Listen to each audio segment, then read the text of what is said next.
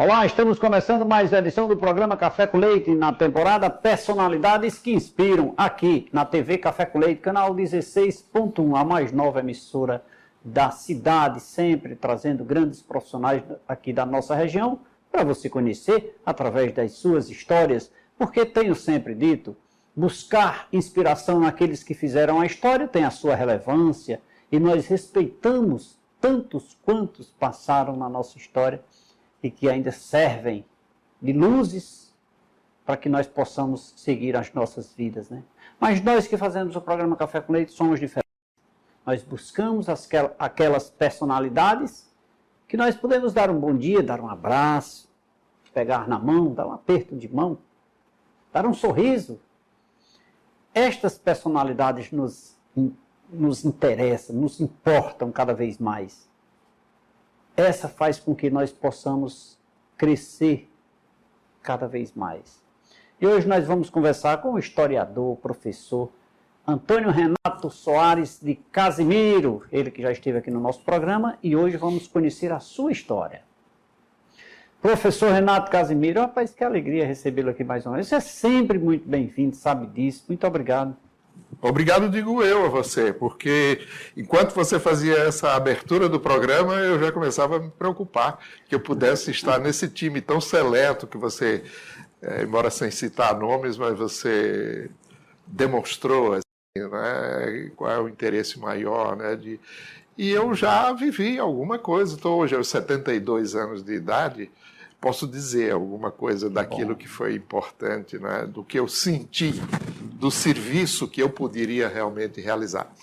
Então, nesse sentido, né, fico envaidecido com as suas palavras e gostaria muito de contribuir, né, sobretudo com essa expectativa dos seus ouvintes, espectadores. Professor, você já é um inspirador para muita gente, e agora nós vamos saber mais detalhes, porque eu sempre tenho dito, olha, homenagear as pessoas importantes, pós-vida, pós-morte, né? Pós-morte.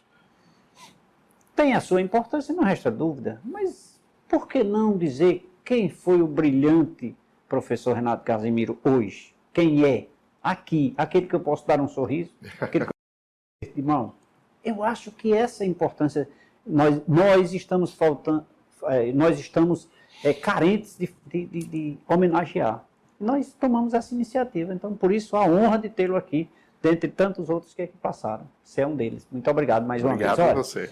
Me diga uma coisa, conhecer a sua história é o nosso foco. Professor durante muito tempo, desde quando mesmo você foi?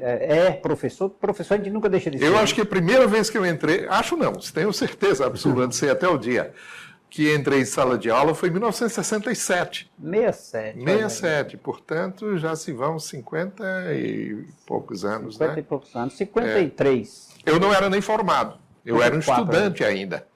Mas foi uma coisa... Me mudei para Fortaleza, onde fui estudar, me preparando para o vestibular, que o científico era realmente o caminho, né? E lá no Colégio Cearense eu era interno e um dia o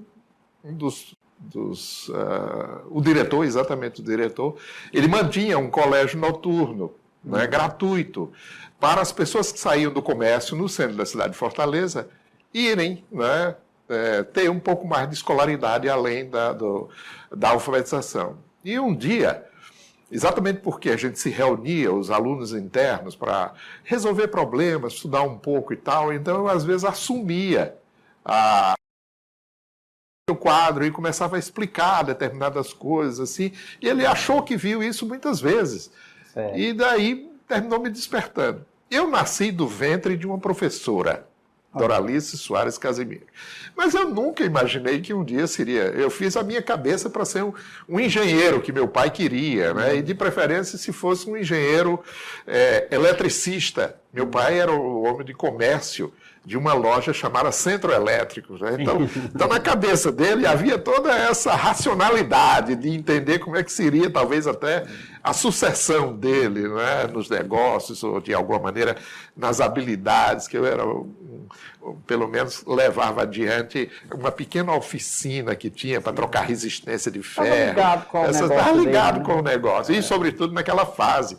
Meu pai montou a loja dele quando nós nós só tínhamos energia na cidade de Juazeiro entre 1954 até 60, o horário da energia elétrica de Juazeiro era 18 às 21. Só tinha nesse horário. Só tinha nesse horário. E às 21, então, vinha aquele sinal, desliga e liga. Então está na hora de acender a lamparina. Corre para acender a lamparina. Corre acender a lamparina. Pois bem, então meu pai acreditou e fez, então, uma loja de material elétrico 6 anos antes de Paulo Afonso.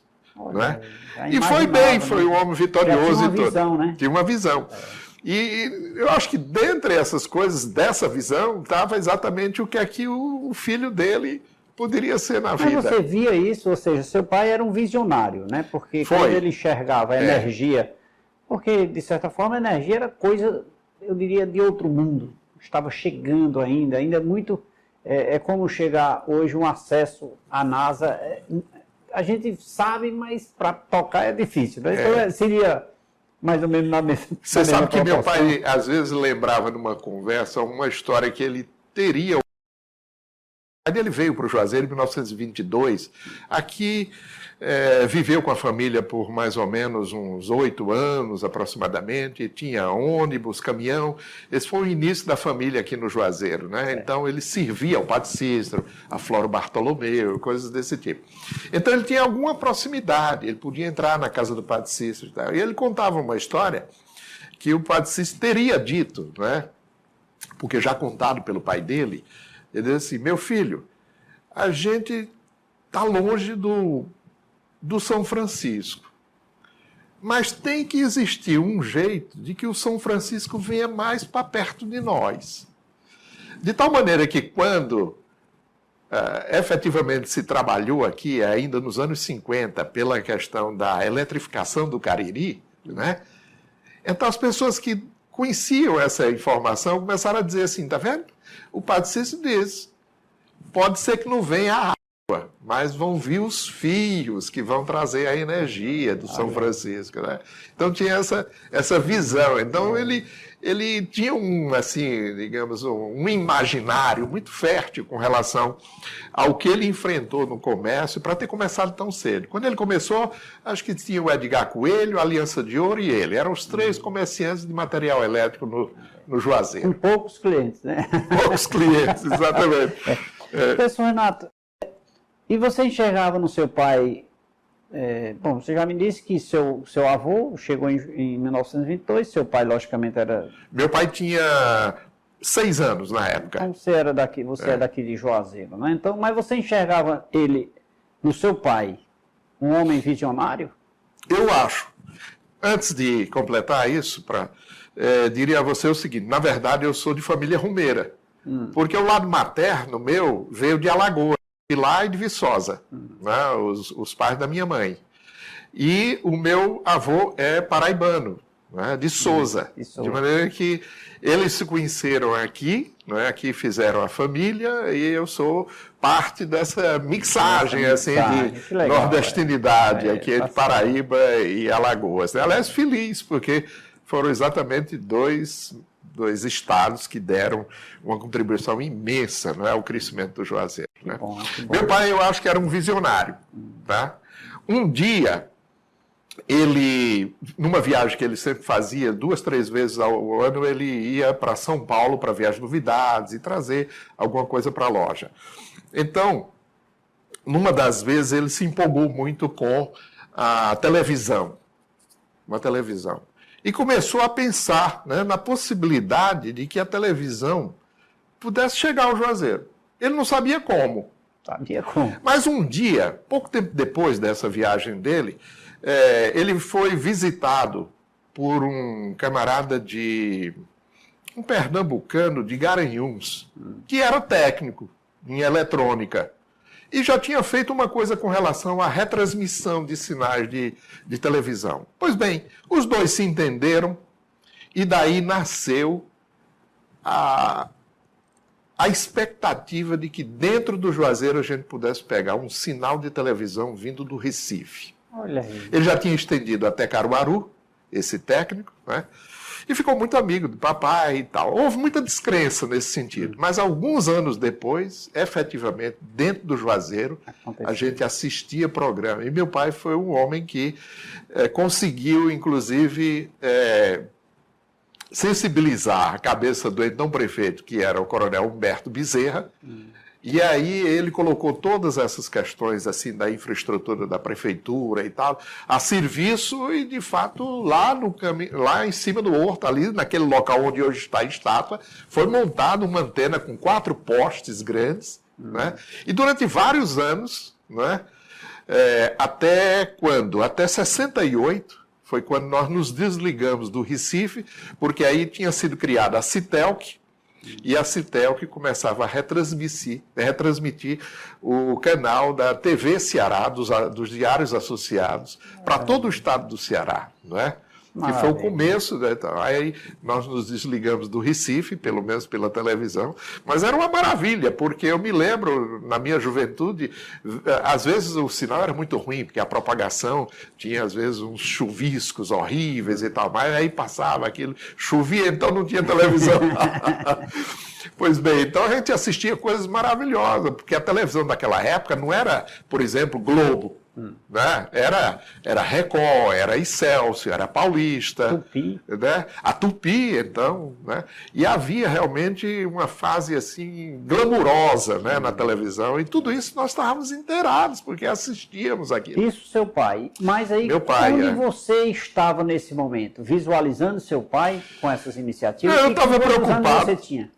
Bom, na verdade eu tinha o quê? Eu tinha 16 anos, 17 anos. Quer dizer, eu estava preocupado com a pretensão de meu pai de ver um filho formado. Essa era a minha grande preocupação. Era honrar com isso daí, hein? Estudou aonde? Eu estudei inicialmente no Círculo Operário São José. Minha mãe era professora, ali pegada a matriz. Ali eu me alfabetizei. Depois eu passei por um colégio que era padrão, chamado Grupo Escolar, não, era, como é que era? Era Grupo Rural Modelo, Grupo Rural Modelo, dentro da antiga Escola Normal Rural de Juazeiro, que foi a primeira do Brasil, pioneira, né? Aí, seguindo, então, fiz o primário na escola Normal Rural. Terminado o primário, eu me submeti, podia fazer a admissão, mas eu fiz o exame, né? E aí pulei um ano e fui para o ginásio salesiano. Fiquei no salesiano até 64, quando então terminei o ginásio. Terminado o ginásio, então, uma batalha doméstica, né? Meu pai queria que eu fosse para o Recife. Minha mãe queria que eu fosse para Fortaleza. Os dois tinham suas razões, né? Na queda de braço, minha mãe ganhou e eu fui para Fortaleza. Então, no carnaval de 65, eu estou desembarcando ali na Duque de Caxias, vendo o curso passar, enquanto abria espaço para eu atravessar a rua e entrar para ser interno no Colégio Cearense, do Sagrado Coração. Um extraordinário colégio que marcou muito minha vida. Com a Visconde do Rio Branco. Lá, exatamente, né? Exatamente ali naquela esquina, né? Me diga uma coisa. Então fiquei até o exame vestibular no Colégio Cearense. Prestou lá mesmo? Lá mesmo, em Fortaleza. Na verdade, a minha vontade era aquela vontade também do meu pai. Já estava bem assimilado, de certa maneira. E eu fiz vestibular para engenharia eletrônica no ITA. Mas houve uma coisa que eu não consegui, digamos assim, contornar. É que uma das disciplinas, chamada geometria descritiva, tinha um outro tipo de sistema que não era o que nós estudávamos para a Universidade Federal do Ceará. Então, eu me atrapalhei todo e tirei uma nota muito ruim em desenho e não entrei no ITA. Né? Foi frustrante, no certo sentido. Mas, nessa época, eu já estava com a cabeça feita porque eu tinha descoberto a química. E, mais do que a química, a biologia também. Né? E aí foi importante para mim. Tanto é verdade que eu tirei o 3º lugar no vestibular da universidade. Né? E ingressei, eram somente 20, era um curso muito pequeno, ainda nos primeiros anos de funcionamento e tal. E fui muito feliz na escolha, porque realmente me deu régua e compasso para fazer tudo aquilo que eu desenhei para a minha vida. Muito bem. Alinhado na linha de raciocínio de seu pai, que se gerou a sua, né? É verdade. Mas deixa eu lhe perguntar, quantos irmãos você tem? Irmãos hoje? Só uma, Ana Célia. É só você e a Ana Célia. Eu sou de 49 e ela é de 50. E aí a família se encerrou. Viu? Foi sim. Foi minha professora de química, de biologia, eu não recordo bem. Talvez de biologia, porque ela é bióloga pela universidade. Mas ela foi minha professora. Bom, aí nesse contexto você passou a faculdade lá. Você disse uma coisa tão interessante, rapaz, que eu achei, foi que você disse que o diretor da faculdade... Não, o diretor do colégio. Do colégio, que tinha um colégio à noite... Tinha um colégio à noite, que era gratuito, não é? E prestava esse serviço à comunidade, né? Para que as pessoas saindo às 18 horas do comércio... Não tinha custo para isso. Não tinha custo para quem quisesse estudar. Não tinha custo, porque, inclusive, eu não era o primeiro a ser recrutado dentro do colégio. Tinha o voluntariado de outras pessoas e tal. E foi ótimo, eu fiquei 2 anos lecionando, inclusive português, né? Que era uma coisa de... Não, você tem uma habilidade... Enfim, tivemos uma longa conversa e ele definiu a primeira vocação minha. Como era o nome desse diretor lá? Meu Deus, era um português ele... eu não lembro agora. Mas era importante. Mas, enfim. Me chamou a atenção pela sensibilidade à época, né? Não, desculpe. Não era um português, era um espanhol. Irmão Urbano Gonzalez. Lembrei agora. Irmão Urbano Gonzalez. E o que me chamou a atenção foi a época, essa sensibilidade. Porque isso foi um ato inimaginável ou de tamanha riqueza desse cidadão, né? Quão bom você encontrar pessoas desde então tomando atitude dessa natureza. Diga de passagem, melhor do que dar um prato de comida muitas vezes, melhor do que dar uma roupa, você dá o saber. E mais importante é que eu não só, mas os demais também que participávamos, terminamos por assimilar aquele ato assim, de solidariedade para manter uma escola, para dar a oportunidade a gente que saía do comércio depois de 8, 10 horas de trabalho. Show. Parabéns para você, para seus colegas e para esse diretor aí, que eu já fiquei apaixonado. Já é falecido, infelizmente. Mas já fiquei apaixonado. Conhecer pessoas dessa natureza, com esse desejo, essa vontade de contribuir através de seus atos, atos que eu digo assim, muitas vezes você não bota a mão no bolso para ajudar, você não gasta, você não se despende do lado financeiro, mas que você dá o seu saber, a sua experiência para ajudar as outras pessoas. Serve de referência para você? É inspirador para você que me assiste nesse momento? Pense nisso. Grande abraço a todos que fazem a água mineral São Geraldo. Professor Renato Casimiro, vamos tomar água. Vamos tomar água. Por favor. Maravilhado com a sua... A saúde de todos. De todos. Maravilhado com a sua história inspiradora aqui aos nossos telespectadores. Quer conhecer a história do nosso convidado? Quer saber mais? Quer aprender? Professor, por favor. Cafezinho aqui muito especial, porque o senhor já é de casa. Aí, fique bem à vontade. Eu acho que essa é a 4ª vez que eu estou contigo. Tá pouco. Precisamos conversar. Não. Senão os seus clientes e telespectadores vão mudar de canal. Não, eles vão dizer assim, ainda bem que Renato Casimiro veio novamente. Continue ligado. Nosso intervalo é rapidinho. Daqui a pouquinho eu volto.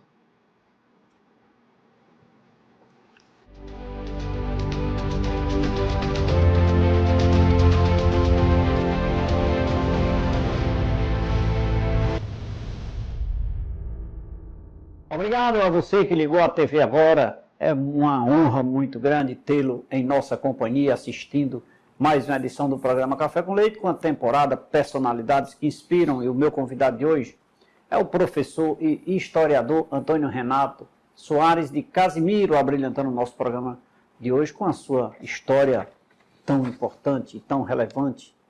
Aqui eu peço permissão para falar na Leite Certificação Digital. Faça já o seu certificado digital A1, A3, SCPF, SNPJ, com os melhores preços da região. É rápido, é prático e é muito seguro. E agora a nossa equipe também faz o seu certificado de forma virtual. É só ligar, agendar no 3312-5500, que minha equipe vai te atender de forma rápida, segura e pode ficar tranquilo. Tem a garantia da Leite Contabilidade. Um grande abraço a todos que fazem a Pão é Bom Pão Nosso. Professor Renato. Professor Renato, aí depois que o senhor terminou o ensino médio, né, hoje? Sim. Fez vestibular quantas vezes? Fez a primeira lá no Só fiz uma vez. Fez uma. Só. Mas aí por consequência... Quer dizer, na verdade duas. A né? do ITA, que foi reprovado, e a da Federal, que aí sim fui aprovado. Entrou na Faculdade de Química, né? No curso de Engenharia Química. Engenharia Química. Interessante. Na época, quando a gente ingressava na Química, eu tinha a possibilidade de ser graduado 3 vezes. Era o único curso que tinha essa flexibilidade. Então, no terceiro ano a gente era graduado como bacharel em Química. Seria, digamos assim, uma licenciatura para ser docente, uma licenciatura professor. Curta, né, que chamava? Curta, não era né? plena. Depois, com 4 anos, a gente adquiria conhecimentos para as operações em indústrias químicas. Então, era química industrial. Né? E no quinto ano, então, foi o que eu fiz. Eram 5 anos? Eram 5 anos. Então, eu fiz 2 graduações. Eu sou químico industrial em 71 e em 72 me graduei como engenheiro químico. Então, como engenheiro químico, eu já tinha, digamos assim, noção básica para realizar projetos, e era uma coisa mais avançada, principalmente na área de química de petróleo, né? Que era uma coisa assim extremamente atraente naquele momento, né? O Brasil estava vivendo a antivéspera da plenitude, né? Da sua satisfação de recursos tinha mercado. Energéticos, tinha mercado. E além do mais, não havia tanto, os cursos eram poucos no Brasil e o nosso eram 20 alunos apenas, né?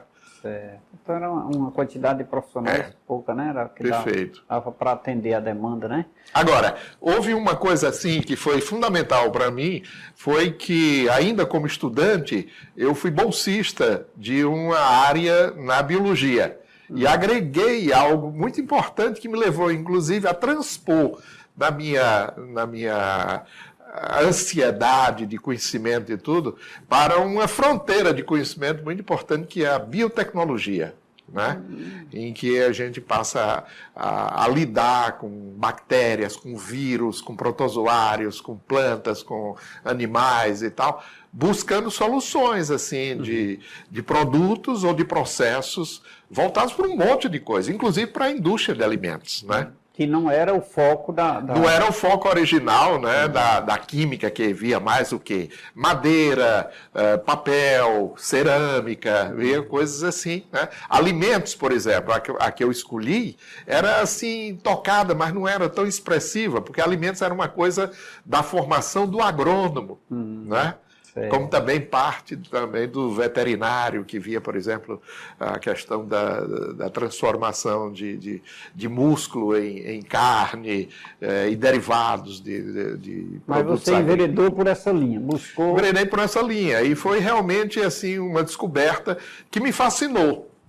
E que muito rapidamente, quer dizer, terminado a vida acadêmica em 72... eu já ingressei na indústria em 73 e, simultaneamente, ingressei também na docência. Porque aí eu fiquei, digamos assim, acho que disse vacinado, né? Você foi vacinado nesse sentido. Eu acho que eu fui contaminado, né, por aquela ideia do irmão urbano para realmente assumir a docência. Tanto que, simultaneamente, ingressando na vida profissional, eu entrei com esses dois encargos.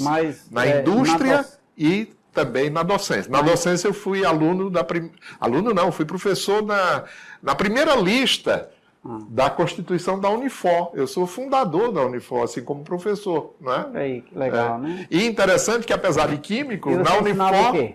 Biologia. Biologia, né? Exatamente, porque era um outro lado que tinha assim, muito a ver, né, com aquela história da química da vida, né? A ramificação mais pelo lado da biologia molecular da vida. A extensão da área química, ela tem uma dimensão muito grande, né? Se analisar... Olha, hoje a gente não vê fim. Não vê fim. Porque quando você está imaginando que, de fato, chegou a algo assim de grande expressão com relação à inventiva, a descobertas e tal, alguma coisa acontece e você vê adiante. Veja o caso mais específico. Me lembro sempre, principalmente agora por causa dessa história, a pandemia, as nossas preocupações eram preocupações voltadas assim para vírus de DNA.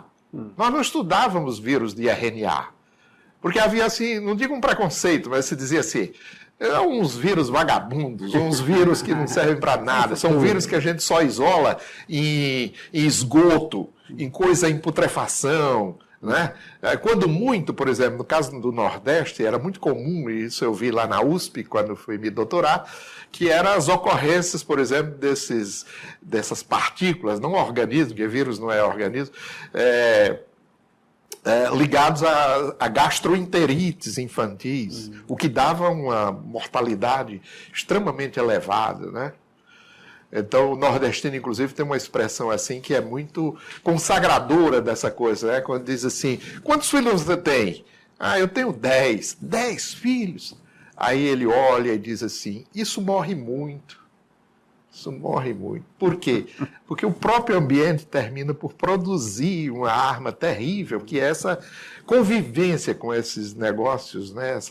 Esses artefatos da própria vida, né? Do ciclo da vida, como são os vírus de RNA. Então a gente não estudava isso, né? Ou seja, era uma ramificação. Era uma ramificação. Eu acho que já se via como uma antevisão da tragédia, né?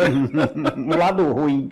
O lado ruim, sem dúvida. Professor, então o senhor começou a enveredar para a linha da docência e também do trabalho, né? Trabalho, Mas, assim, qual era o seu foco principal financeiramente para subsistir? Olha, era uma coisa, por exemplo, de ocasião. Me lembro que as primeiras iniciativas que eu tive foi me ligar à agroindústria do caju. O governo César Carlos foi muito importante nesse particular, porque nos abriu os olhos para mostrar o grande desperdício da biomassa, da cajucultura. E a questão era a seguinte, todo mundo sabe que, historicamente, o estado do Ceará viveu de quê? De exportação de castanha de caju. Hoje isso não tem mais expressão no Ceará. Nós perdemos isso para o Rio Grande do Norte. Você talvez tenha conhecido uma grande empresa, por sinal, gerida inclusive por um colega lá do Colégio Cearense dessa época que eu passei por lá, que era o Múcio Gurgel, que era a Maísa. A Maísa é uma grande expressão assim de inovação na área de produção de alimentos. E eles passaram o pé.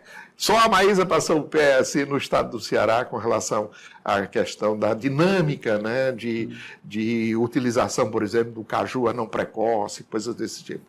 Então, me fascinou um pouco aquele chamado do César Carlos com relação a isso daí. Eu comecei a me dedicar pelo lado que era mais preocupante. Não é que o Ceará estava vendendo muita castanha. Castanha é o fruto.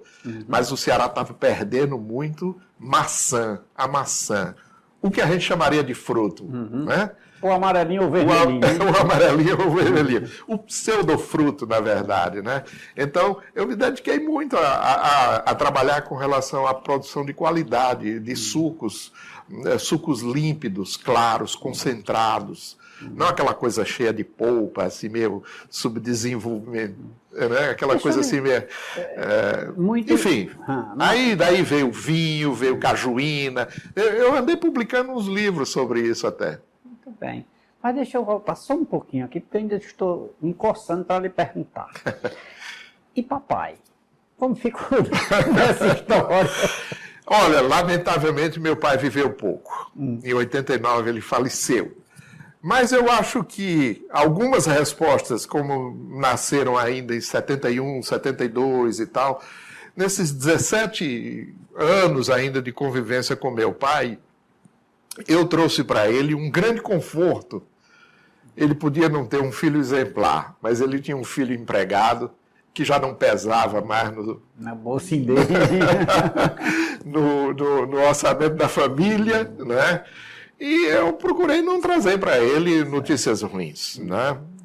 Eu experimentei um caminho de grande generosidade da parte das pessoas com quem lidei. Por exemplo, teve uma pessoa extraordinária, um homem assim que merece um monumento na história do Ceará. Se não agora, mas ainda para o futuro. Nós sempre protelamos, né? Sempre. Nunca é como aquela história do poeta da Mangueira que diz: se alguém quer fazer por mim, que faça agora, né? Esse é o verso.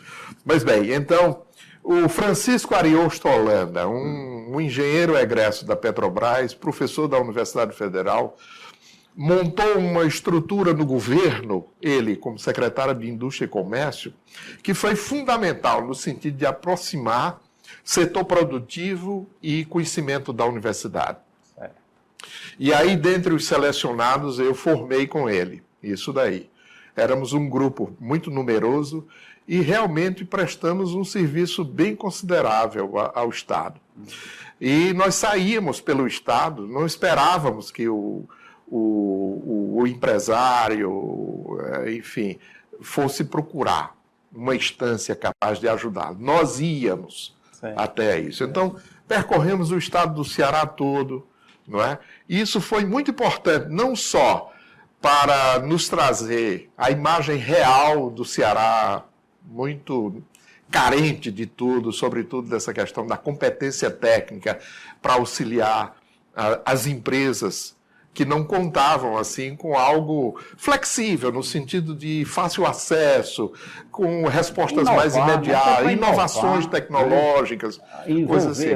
Envolvendo a academia, no sentido de que os jovens teriam novidades para inserir no mercado, né? Exato. E foi exatamente desse diapasão que o Ariosto criou a Fundação Núcleo de Tecnologia Industrial do Ceará. E contou conosco, né, desse momento até praticamente quando eu deixei a universidade. Muito com essa ascensão, com esse trabalho do Ariosto Holanda? Muito, muito. Muito porque a convivência era muito estreita, era profundamente desburocratizada, não é? E de fácil acesso, não só pessoal, como também aos recursos que não eram muito, mas nos auxiliavam demais a dar aquelas soluções. Então, a gente chegava pelo interior para ver coisas assim. Aqui no Juazeiro, por exemplo, eu me lembro que gente produzindo coisas como vinagre, refrigerantes, iogurte, coisas desse tipo, né? Que tinham determinados gargalos assim, de problemas de natureza, da qualidade do que estava sendo produzido, e felizmente a gente tinha, digamos, o conhecimento mínimo para contornar aquelas dificuldades e efetivamente deixar uma ajuda e alguma coisa assim que ficou, né? que projetava. Eu vi, esse foi um momento assim muito gratificante, né, pelo estado do Ceará, principalmente na Zona Norte, do quanto a gente terminou retirando gente daquele quase anonimato, né? daquele subterrâneo para produzir algo de qualidade, é verdade, viu? Bom. Então fizemos isso, foi muito bom. Que bom. E faria tudo de novo, né? Eu acho que sim, não é? Acho que sim faria. Acho que não, você faria, porque você fala com tanto carinho, com tanto amor, com tanto desejo, vontade, que eu tenho a certeza, não vou nem lhe perguntar. Conhecer, saber algo tão importante quanto a vida do nosso querido convidado, professor historiador, doutor Antônio Renato Soares de Casimiro, conhecido carinhosamente como Renato Casimiro. É muito interessante, muito importante, muito rico, muito construtivo. Estou muito feliz com a sua história aqui e aprendendo muito. E você? Um grande abraço a todos que fazem a rede de farmácia Gentil. Professor Renato, vamos tomar mais água? Vamos. Por favor. Já está, pô. É do Grupo São Geraldo, Cajuína São Geraldo, viu? Falando de Cajuína há pouco. Pois é, falando de Cajuína.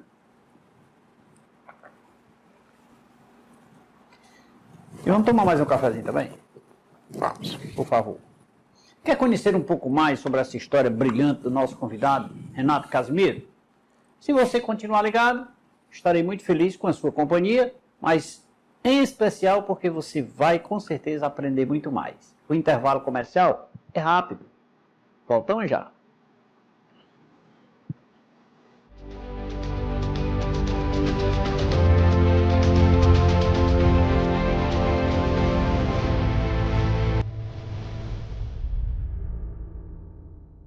De volta nesse terceiro bloco do programa Café com Leite, apresentando a temporada Personalidades que Inspiram. E o meu convidado de hoje é o professor e historiador, Dr. Antônio Renato Soares de Casimiro. Renato Casimiro, carinhosamente como ele é conhecido, pessoa de muito respeito e muito carinho aqui por todos nós que fazemos a região do Cariri, pela sua dedicação, empenho e muito mais, pela sua riqueza de conhecimento. É que eu tenho orgulho de tê-lo hoje aqui em nosso programa. Um grande abraço a todos que fazem o Laboratório Lamic. Professor Renato. Professor, tudo isso foi em Fortaleza. Você teve a sua vida, digamos assim, de docência e de trabalho, dedicação ao trabalho, na capital cearense. E como era a ligação em Juazeiro? Porque seus pais estavam aqui, né, em Juazeiro? Sem dúvida, meus pais nunca deixaram Juazeiro, né? Eu vou usar uma expressão que é uma expressão dessas muito clássicas, assim, quando a gente quer se referir a momentos como esse, para dizer a você, o Juazeiro entrou em mim e eu jamais deixei o Juazeiro sair. Que bom, né? Que bom. Mais ou menos isso. E o que eu quero dizer com isso é que me lembro muito bem que em 1963... Eu estava nascendo, eu estava nascendo? Estava nascendo, em abril, precisamente dia 14. Sim. Pois bem, em 63 eu já tinha 14 anos. E uma do gosto, assim, do meu pai, assim, no escurecer, no começo da noite, era ouvir a Voz da América. Ele tinha um rádio muito potente e tal, e aí tinha uns programas interessantes, não só sobre política, sobre arte, cinema, etc. e tal. E eu fiquei sempre do lado dele e comecei a gostar daquilo ali. Até que chegou um dia, não sei, esse dia é muito bem escolhido, assim, quer dizer, inesquecível, né, esse dia, para mim. Por quê? Porque quando nós nos sentávamos para ouvir, tinha sido o assassinato do presidente Kennedy. Uma data, né? Só eu esqueço, não sei te dizer aqui, mas era em outubro de 63. O fato é que, naquele momento, à noite, 19 horas, quando a gente começava a assistir o programa da A Voz da América, já se sabia que o assassino já tinha sido morto por outro. Não é? Já era um caso bem complicado, em menos de 24 horas do acontecido, né?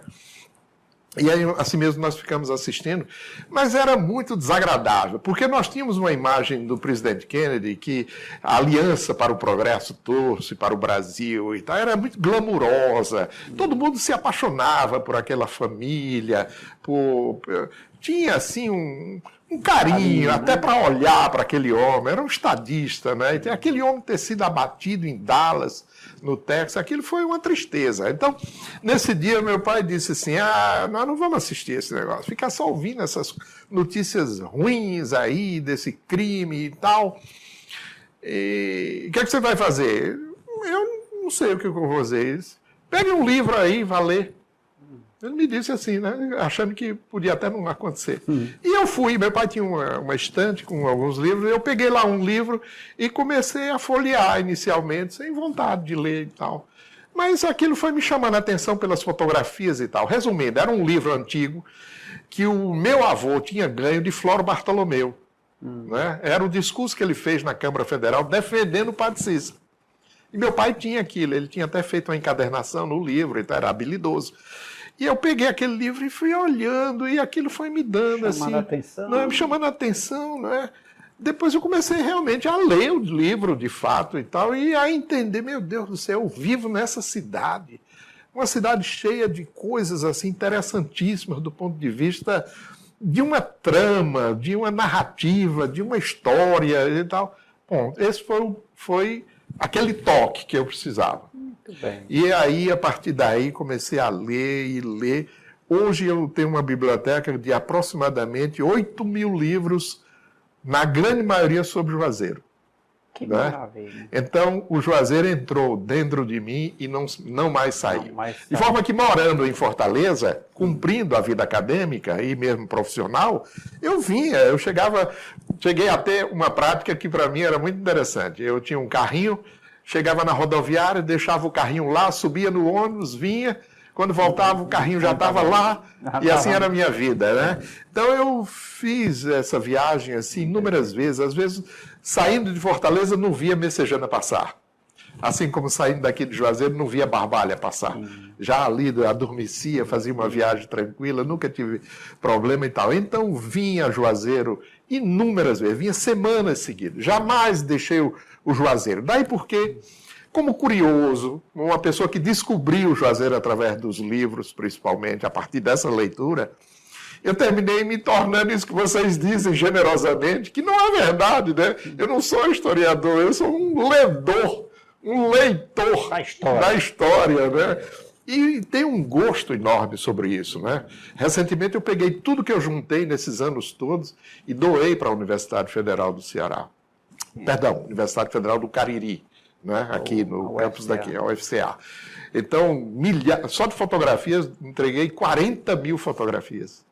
Fotografias antigas, desde o século XIX, do Juazeiro, livros, revistas, xilogravura, cordel, jornais, 700 e tantos títulos de jornais, inclusive o Econômico. Inclusive o Econômico. Nós falamos sobre essa matéria, né? Inclusive o Econômico. Aqueles jornais que eu te mostrei naquele programa que nós fizemos, né?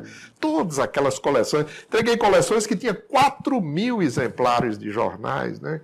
A universidade deverá usar isso na formação. Essa pessoa que faz tudo isso não é historiador? Não é porque ele não tem aquela formação mais clássica, né? Por exemplo. É por consequência. Por consequência, digamos, por generosidade. Não, é generosidade não. As pessoas lhe atribuem esse título extremamente merecedor. Porque aqui nós temos, eu não conheço todos, mas eu vou dizer de Juazeiro, senão eu vou magoar meus amigos do Crato, viu? Sim. Nós temos você, nós temos Renato Dantas, nós temos a Fátima. Tínhamos o Daniel Valker, o Raimundo Araújo, a Fátima Menezes.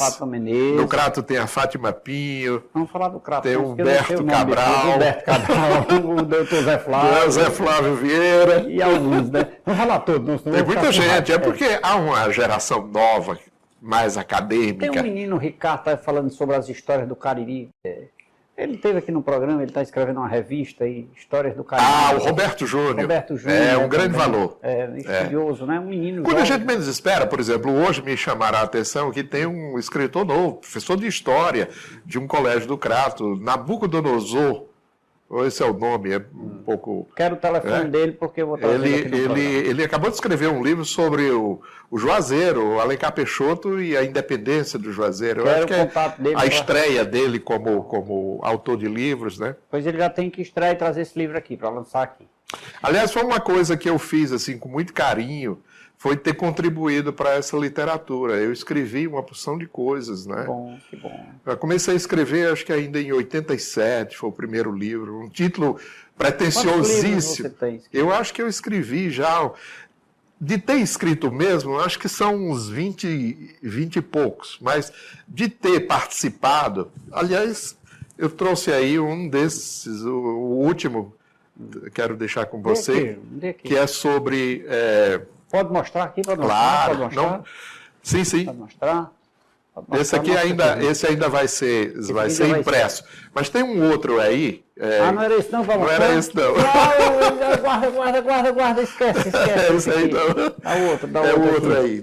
Esse aí, perfeito. Ó. Esse aí. Deixa eu ver aqui.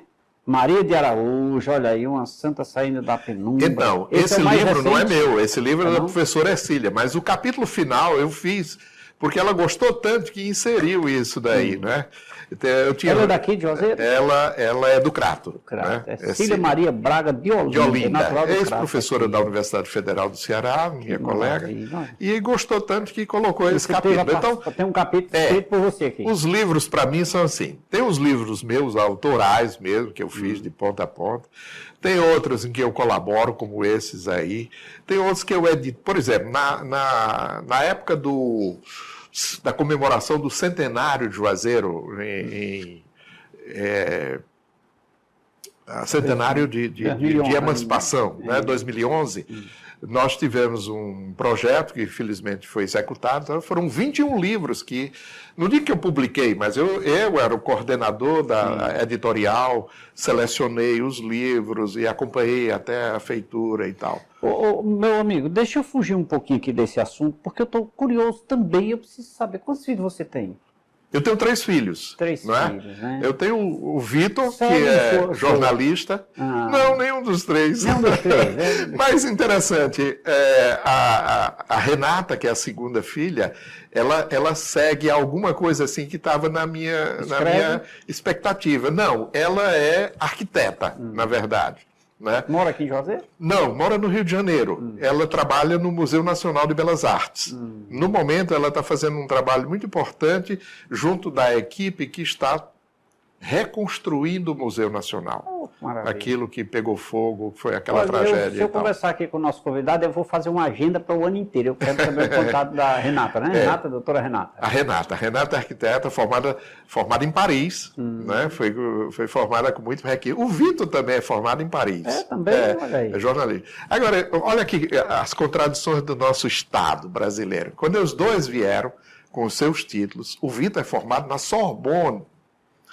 Os títulos não foram revalidados. Não foram. Não tem esse acordo de revalidação. Então, o resultado, o Vitor teve que fazer o curso de jornalismo. Ele tem o curso foi feito 2 vezes. 2 vezes. Na Sorbonne e no Brasil. Né? Fez o reforço. A mesma coisa aconteceu com a Renata. A Renata é arquiteta pela École Boulle, em Paris, e é pela Universidade Federal do Paraná. Os dois tiveram que fazer a mesma formação. E a terceira filha é a Carolina, que é empresária, né? Trabalha com franquias na área de alimentação, padaria, salgado. Ela parece que tentou fazer assim, alguma vinculação aqui através do shopping e tal, mas não teria sido bem sucedido.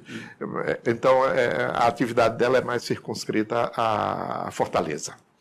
Meu querido irmão Renato, eu queria, na verdade, provoquei seus filhos, porque além dos seus filhos, tem alguns amigos seus, que nós fizemos questão, a minha produção, de buscar. Por isso que eu estou te apressando tanto nesse nosso bate-papo. Eu queria ouvir alguns depoimentos dele a seu respeito.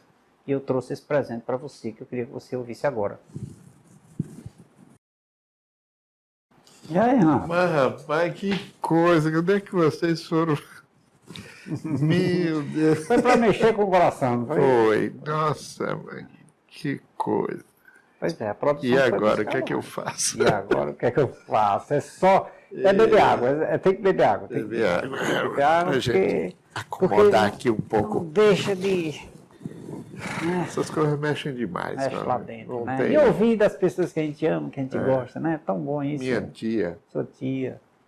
Eu, quando me mudei para São Paulo, passei 6 meses morando com ela. Depois é que vim buscar a família e fiquei mais 3 anos e meio lá, né? Aí montamos casa e tal. Fazia tempo que eu não a via. Olha aí, e ela aí... Quer dizer, falava ao telefone, mas de ver assim, hein? Que bom, puxa né? Vida, que bom. coisa, né?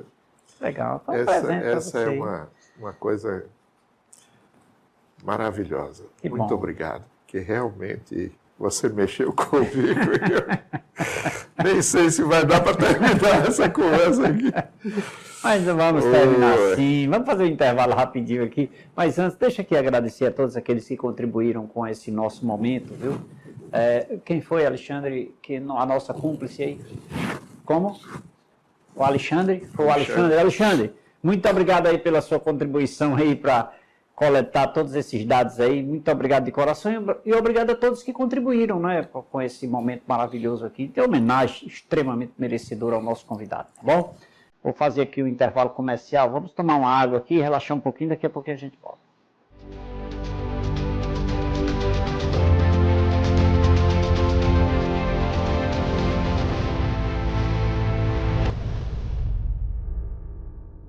Falei que era rapidinho, já tomamos uma água, tomamos um café, já o nosso convidado aqui, já o coração já acalmou mais.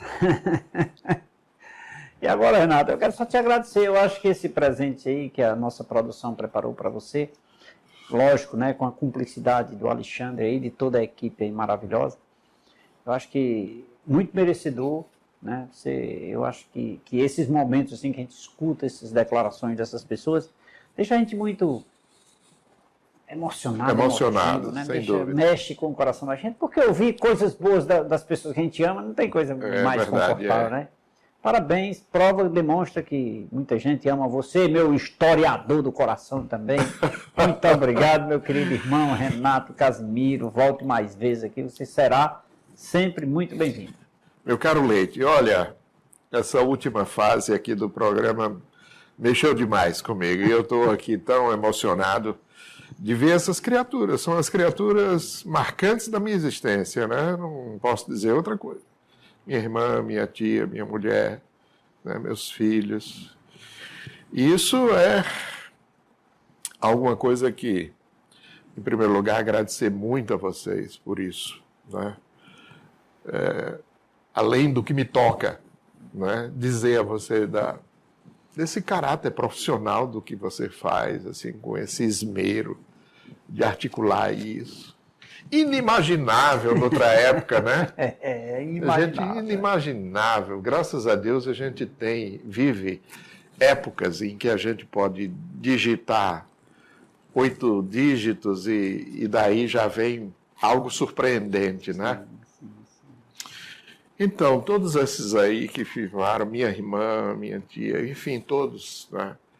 Um agradecimento muito sincero que eu faço desse sentimento que está neles, que eu sei que é verdadeiro porque não é uma coisa desse momento. Isso veio existindo. Eu procurei muitas vezes driblar isso para não viver isso como se me julgasse não merecedor dessa distinção toda, de ver esse elenco assim, de qualidades que eu acho que se fiz bem. Se não fiz, foi frustrante para eles, né, em alguma coisa. Daí o reconhecimento de todos, né? Mas, enfim, queria agradecer a vocês, especialmente, por tudo isso, né? E dizer que valeu a pena. Que bom. Tudo aquilo que eu vivi, né, valeu a pena. Não apenas por esses momentos, né, mas por essa certeza que nos chega, assim como a dizer no protocolo, né, o dever cumprido. Sim. Né, o dever cumprido. Eu acho que eu vivi minha vida até agora, né, nesses 72 anos, como alguém que viveu ansiosamente a oportunidade de servir. Que bom. Eu acho que vivi isso, né? Ainda hoje me surpreendo, né? Porque muito frequentemente eu desdobro determinadas ações para até tentar melhorar o que eu já faço. Né? Mas que bom. E isso é gratificante. Muito obrigado a você, fiquei muito feliz em estar aqui hoje, porque a carga emocional que você disparou foi algo assim que fazia muito tempo que eu não experimentava. Dizia doutor José Flávio, que esteve aqui no programa, da próxima vez deixa um cardiologista aqui ao lado, viu? Você maltrata. Muito obrigado mais uma vez ao nosso convidado, o professor Renato Casimiro, que abrilhantou o nosso programa de hoje com sua história extremamente inspiradora. E a esse final deixar essa emoção dentro do nosso programa. Então eu quero externar aqui o meu sentimento de alegria e de gratidão pela sua companhia. Nós vamos ficando por aqui, mas você continua nos acompanhando nas nossas plataformas digitais. Lembrando que você também acompanha o nosso programa de forma simultânea nos canais do YouTube e do Facebook. E em breve, em novos canais de transmissão de vídeo, nós também estaremos retransmitindo os nossos programas. Muito obrigado pela sua companhia. Lembre-se, continuamos em pandemia e todo cuidado é pouco. Beijo a todos, fiquem com Deus. Amanhã estarei de volta com mais uma personalidade para contar histórias para você. Tchau, tchau, até lá.